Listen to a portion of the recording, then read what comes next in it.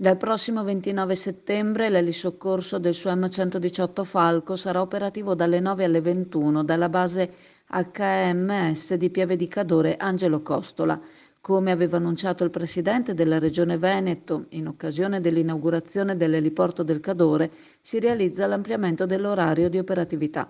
È stato necessario un periodo di addestramento per gli equipaggi, ma ora l'elicottero potrà prestare il suo prezioso intervento anche dopo le effemeridi.